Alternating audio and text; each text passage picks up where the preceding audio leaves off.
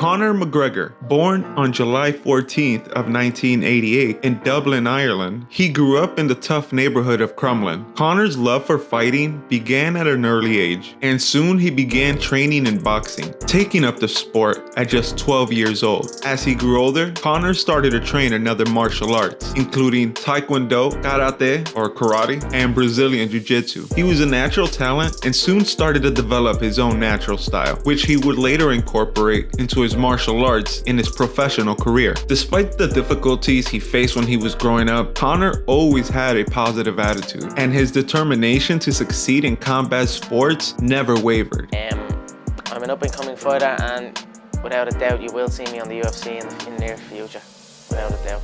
He continued to train hard and improve his skills, eventually rising to becoming one of the most successful mixed martial artists in the world. Conor McGregor's rise to fame in the combat sports world started with his professional debut in 2008 in Dublin, Ireland. Despite being an amateur boxer, McGregor showed promise in his skills and quickly became a fan favorite. McGregor's first big break came in 2011 when he was signed by Cage Warriors, one of Europe's leading MMA promotions at the time. McGregor quickly rose to the top of the Cage Warriors featherweight division, with 5 wins coming via knockout and technical knockout. This caught the attention of UFC president Dana White, who offered him a contract to compete in the UFC in 2013. McGregor made his debut in the UFC that year and quickly established himself as one of the most exciting and dynamic fighters in the UFC.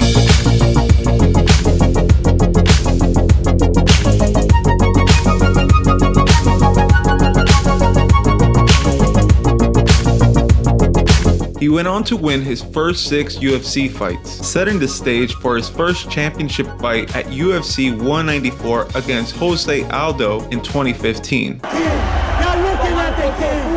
Next time I see you again. Next time you see me again. Next time you see me again. Next time you see me again. Otario, Otario! You know what that means? Pussy. The fight was highly anticipated since Aldo was on a 10-year fight win streak.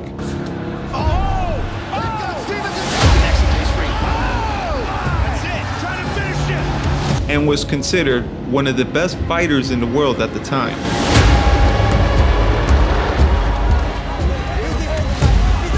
The build-up to the fight was intense, with McGregor trash-talking and hyping the fight through various interviews and press events. Where's Jose? He's not even here. Rumor has it he fled the country. This guy is a dead man walking. That's what this guy is. He might get mad. Who might get mad? Where's he at? What's he gonna do? You like it? It looks good, right? Tell him I said I am his daddy. Awesome, you guys. Awesome. McGregor's striking, though, was on point, and he was able to finish the fight in just 13 seconds. Relax and smiling.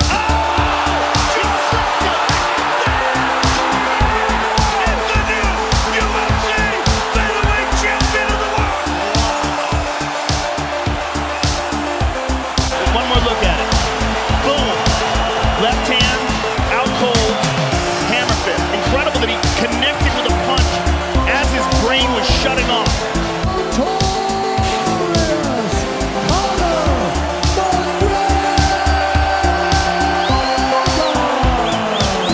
The fight is largely considered one of the biggest upsets in the UFC. The Aldo fight was a defining moment in McGregor's career, showing that he was able to dominate top-tier talent and he was also capable of becoming a superstar. In only 3 months, McGregor would be back in the octagon. The fight was set to take place at UFC 196 on March 5th, 2016. McGregor's first fight against Nate Diaz is one of the most highly anticipated battles in the history of the UFC. The two fighters had been trash-talking each other for months leading up to the bout. Anything over 40 grand he owes me, because that was his last paycheck. I wipe my with that money. I tip that money. I strangle you in a heartbeat. And you as well, you little juice head. Slap the shit out of you. He makes gun signs with the right hand and animal balloons with the left hand. So I'm Give us a quick count to 10, both of you gentlemen, if you don't mind, just if you wouldn't mind counting to 10. Nate can only count to 5. 10. I'm here to kill or be killed in Stockton, California. Fuck this little bitch. Fuck you. Nate Diaz, ladies and gentlemen.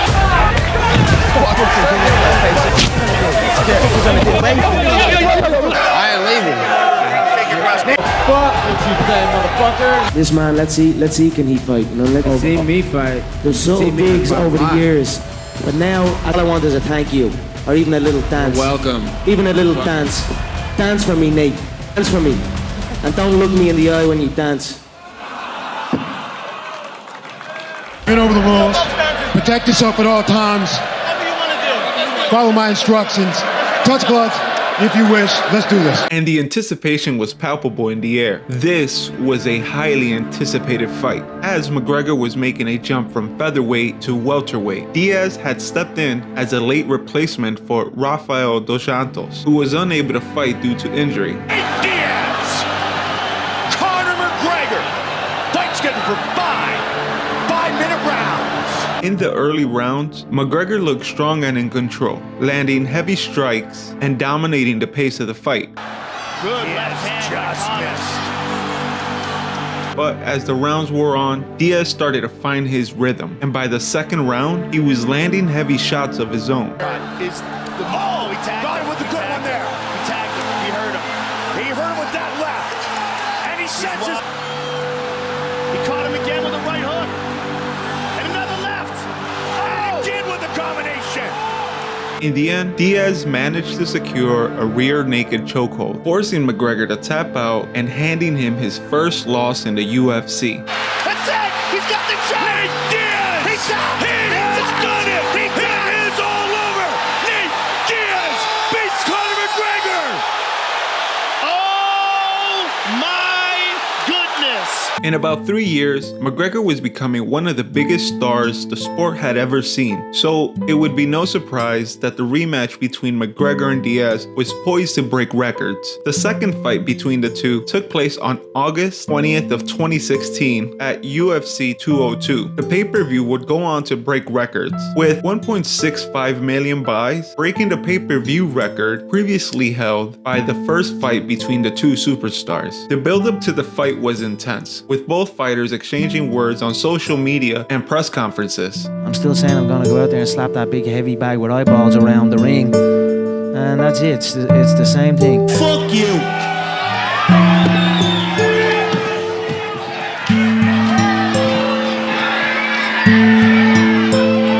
That's a wrap. Oh, silly man. Got pictures of me up in his garage with him punch me in the face. Like, what the fuck? Who does that? McGregor was coming off a loss off their first fight, which had taken place 5 months earlier, and he was looking to redeem himself. Both fighters came out swinging in the first round.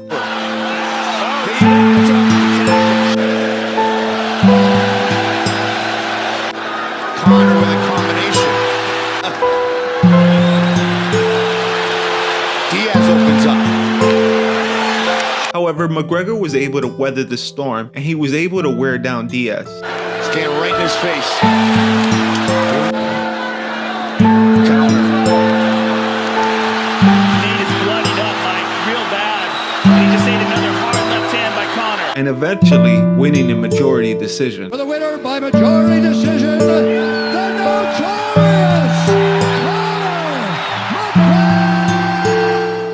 According to UFC official statistics, McGregor landed 114 significant blows compared to Diaz 90. The event was one of the biggest in UFC history, with a reported gate of $17.7 million. After his intense and historic rematch, McGregor shifted his focus to Eddie Alvarez. The fight against Alvarez would prove to be, again, another milestone in McGregor's career. He aimed to become the first fighter in UFC history to hold 2 titles in 2 different weight classes simultaneously. The build-up to the fight was nuts, as both fighters engaged in a heated back-and-forth exchange, igniting the fans' enthusiasm for the highly anticipated match. And there was a lot of talk about who would come out on top. I think people are fucking sleeping on Eddie Alvarez. I think he's a dangerous 155-pounder. He punches hard, he's fast as fuck, and there's not a human alive that's more game than that kid. And he can fucking crack. Eddie is the guy you got to get past there. though, he does hold that lightweight belt. Like yourself, he's been a champion in another division as well. Is there anything you do respect about him? Is there something about the phenomena of Conor McGregor? What has happened with him? What does he mean? What does he mean into UFC? Is he a sort of an outlier, a pioneer? And of course, it wouldn't be a Conor McGregor fight without the patent trash talk. I'm gonna wrap one on one shoulder, I'm gonna wrap the other on the other shoulder, and you're gonna need a fucking army to come take them belts off me. Too fast.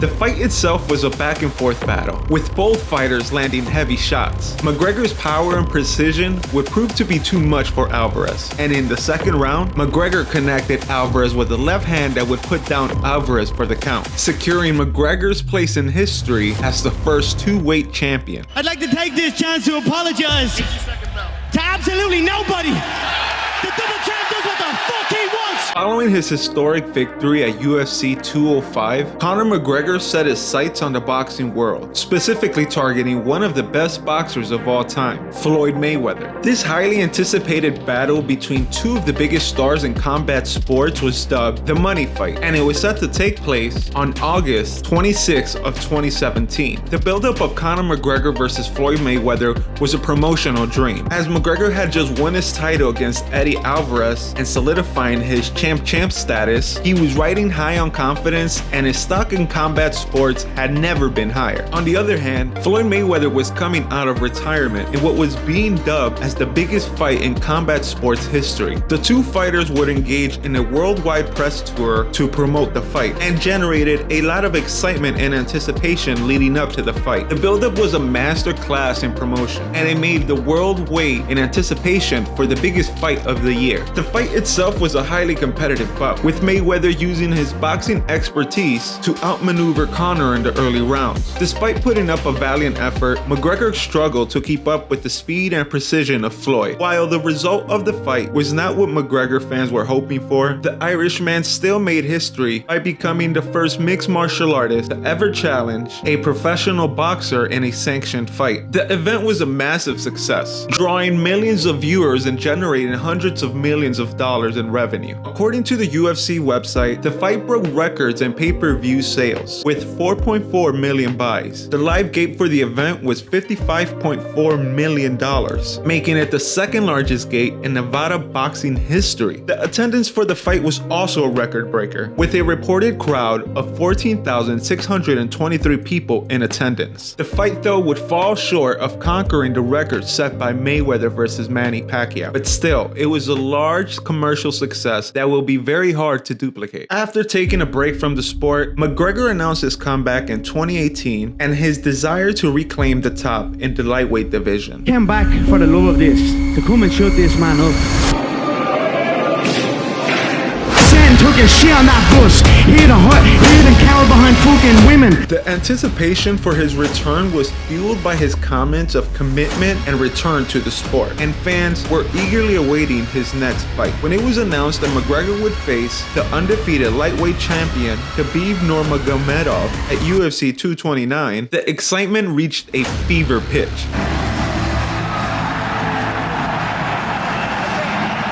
This was no ordinary fight. This was the clash of the two biggest names in mixed martial arts, and the stakes were high. The fight would not only determine the winner, but it would also cement the legacy of the victor and influence the direction of the sport for years to come. This was more than just a battle between two fighters. It was a showdown that would write the next chapter in the history of combat sports. As soon as the fight began, it was clear that Khabib was in complete control. He was able to take McGregor down and impose his superior grappling skills. McGregor, on the other hand, was unable to mount any significant offense and was constantly on the defensive. In the fourth round, after having beaten Conor for 4 rounds consecutively, Khabib cranked on Conor's neck, forcing McGregor to tap out. But that's when things really started to go off the rails. Khabib leaped out of the octagon and began to brawl with McGregor's team. Chaos ensued and multiple people were injured. The fallout from the fight was swift and severe. Khabib was initially suspended and faced the possibility of being being stripped of his title, while McGregor received a lighter sentence. But the damage to both fighters' reputation had been done, with both fans and pundits decrying the behavior of both fighters in and outside of the octagon. Despite the controversy surrounding the fight, it was still a significant moment in the history of MMA. The matchup between Khabib and McGregor was one of the biggest in UFC history, generating millions of dollars in revenue and capturing the attention of millions of fans around the world. However, it also highlighted a darker aspect of the sport, such as trash talking and unsportsmanlike behavior. Not only him, his whole team and him, they tap machines. You know, I told you guys, when you put him wrong way, he gonna tap. You know, what happened today?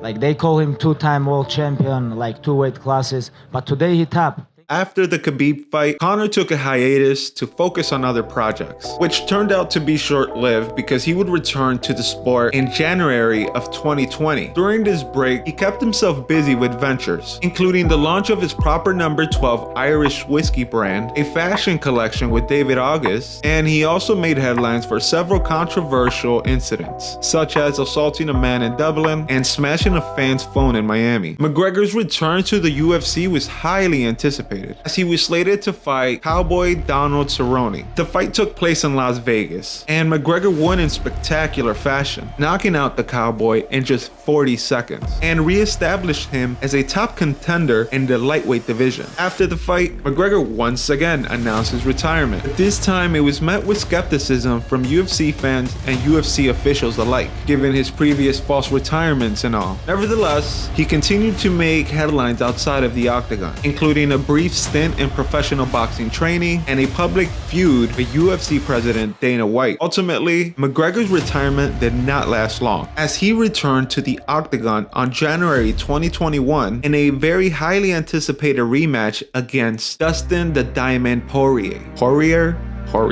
I don't know. Leading up to the fight, both fighters engaged in a war of words, with McGregor promising to knock out Poirier once again. Dustin, though, said he had evolved as a fighter and would be looking to avenge his loss. Are in for a treat tomorrow night, all right? Let's go. My whole career has aligned me for tomorrow night, and I'm here to be victorious and get my hand raised by any means necessary. I'm leaving it all out there. Let's go. The fight was promoted as the main event for UFC 257, which took place on January 23rd of 2021 on Yas Island, Abu Dhabi. The fight itself was an instant classic, with both fighters showing heart and determination. Gonna keep it clean, touch gloves, let's do it. 90 seconds to go in the round. Yep, that's not his game. That's not his game, right? He's not a wrestler. We're having the wrestler spin the Nice check out of Conor. They want an active lead hand. Looked like a debilitating calf kick there. Dustin was able to weather the early storm from McGregor. From there, Dustin was able to take control of the fight, landing leg kicks and a series of punches that would lead to the TKO in the second round. And many began to question McGregor's future in the UFC. Conor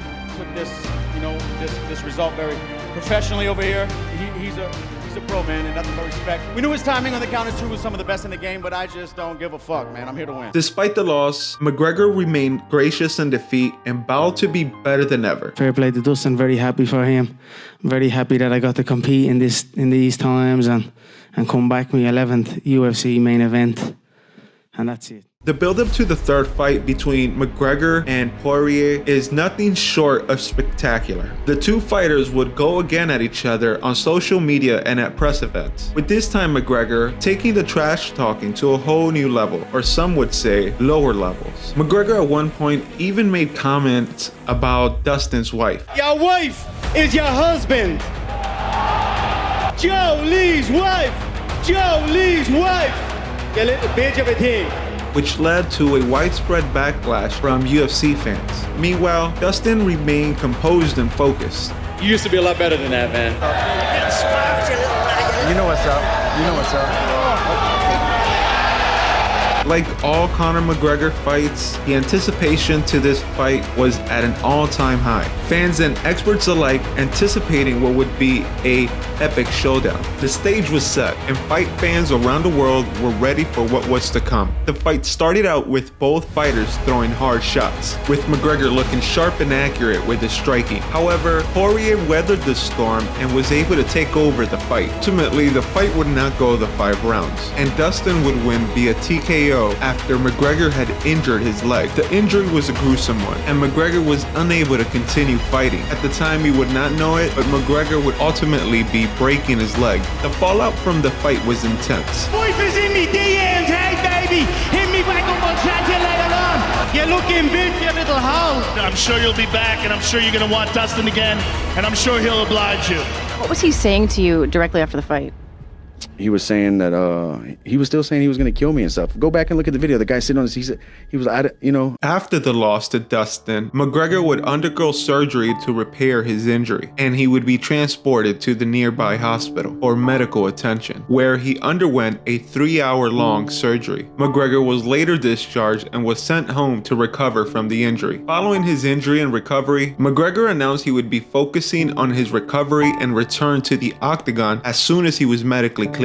He has remained active on social media, as always, frequently sharing updates on his recovery and expressing his desires to return to the UFC. McGregor has also focused on expanding his whiskey brand, and as of recording this video, McGregor has yet to return from that devastating injury, and his return to the octagon remains to be seen, if ever.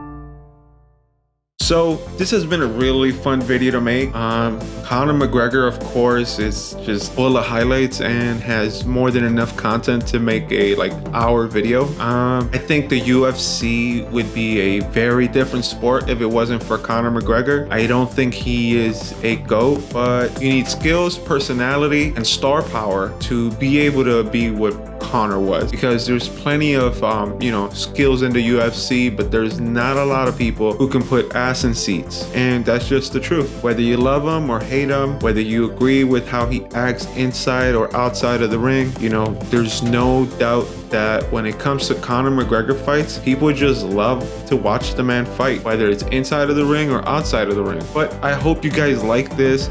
If you did, make sure to like and subscribe in this video, and stay tuned for the next video that's dropping by maybe in a couple weeks. I'm starting to work on it now, and it would be a video on the Romanza gym and also a video on Muhammad Ali and the history of Chicago and how Ali spent some of his time here. And yeah, just stay tuned. Just a little bit of that, and I hope you guys like this. This has been a Conor McGregor video. Doses.